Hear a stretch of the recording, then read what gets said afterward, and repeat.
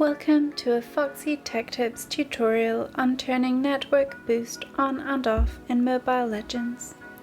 If you find this tutorial helpful, please consider subscribing to my channel and liking the video. Turning on the Network Boost option on Mobile Legends can help if you are facing lag on your Wi-Fi connection.